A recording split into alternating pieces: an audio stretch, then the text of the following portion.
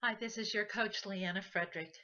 Recently, I got an email from the leader of a women's circle that I belong to, and it gave us two questions to consider. These were the two. What makes your spirit soar, and how long has it been since you felt that way? And we had a couple days to think about the answers to the questions, and then we showed up on the call and shared. Well, I looked at those two questions and I just froze.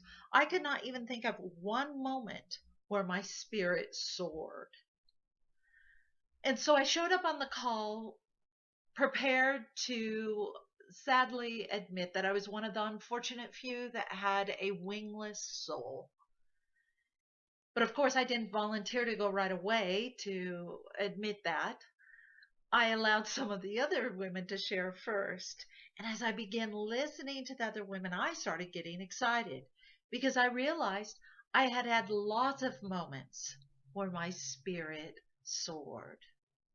And maybe it was just the wording there of spirit soaring. For me, maybe it's easier to think of it as when did I feel wonder, feel really in the moment. So, in case you're one of the people that, as you look at those two questions, you're drawing a blank as well, I'll share with you some of my experiences of when I felt that my spirit soared so that you can begin thinking of some of your own. I grew up with horses, and as a teenager, I made friends with a neighbor girl, Barbara, whose mother was a horse trainer. And so they had a lot of horses coming in and out of their ranch. One evening, she showed up at my house with a beautiful Tennessee Walker, and he was huge. And so we took the horse over to the pasture and took turns riding it, galloping it bareback across the pasture. In that moment, my spirit soared. That mixture of a little bit of danger, speed, and just the freedom of galloping across the pasture was an exhilarating feeling. And in that moment, all my thoughts of the stress that I was under or my concerns and worries went away. When we lived in California, we loved to water ski, and we'd often go out to the slalom course. And if you've ever skied on a slalom course, once you get the hang of it and you get the rhythm, it's really like being swung at the end of a pendulum. The rope just swings you across the water. In those moments, my spirit soared. Recently, I taught a workshop where there were people from quite a few different countries represented there at the workshop. And in those moments when we really connected, when we were laughing together and talking together, that feeling of oneness made my spirit soar.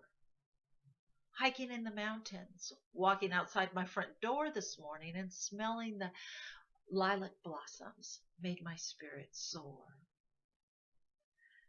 So, what makes your spirit soar?